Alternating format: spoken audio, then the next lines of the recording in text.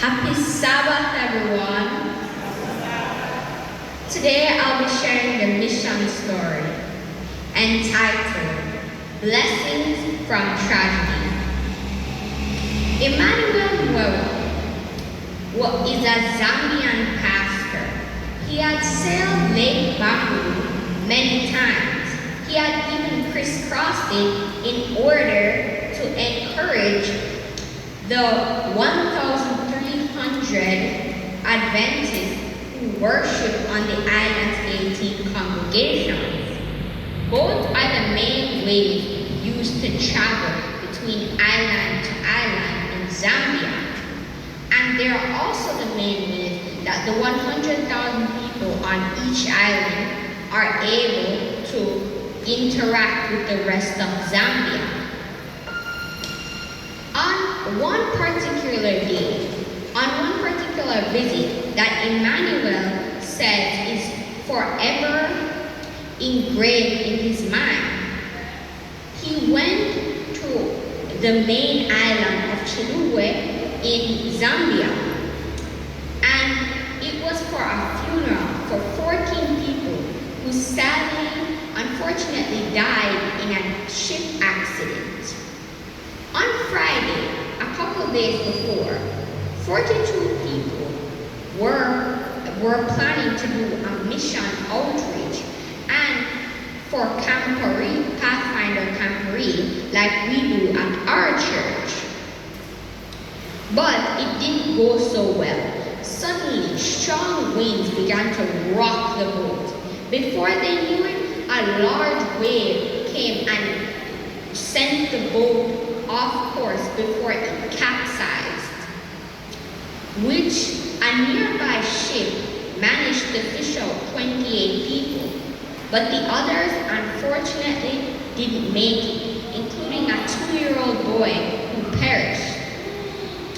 As Emmanuel stated, it was a very emotional sight to see 14 coffins laid out together side by side. So, a senior government officer was at that same funeral, and he appealed to the Zambian Union Conference. So, since Emmanuel Mwewa was not only a pastor, he was also the Zambian Union Conference's executive secretary. So, he took up the appeal and brought it to the Zambian Union Conference's attention.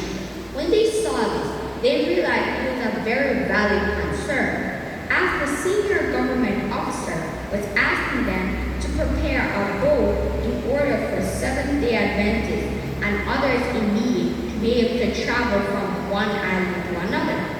Even though there obviously was a government ship that would already do that, it only came on certain days. So the question arose, what if you had to go somewhere on a day that the ship didn't come? What would you do? Mostly, they would rent out a boat or have someone carry them across and pay them. But that still wasn't very reliable because these boats were small. And if you were even going to rent a boat, it would be more like a canoe, which is very easy to knock over. So it was still very dangerous to go across the treacherous lake. So when the Zambian Union Conference heard this, they quickly decided that they had to do something about it.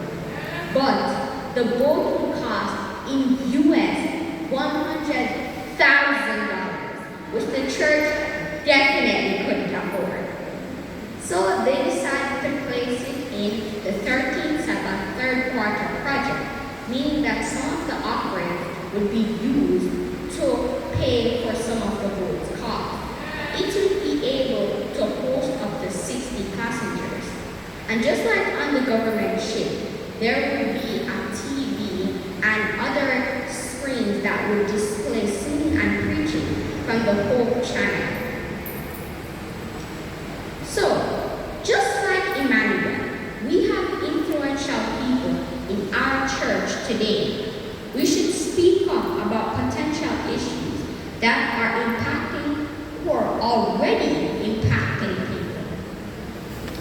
And also, we should intend to help out those in need and the members of our church and spread the gospel in the process.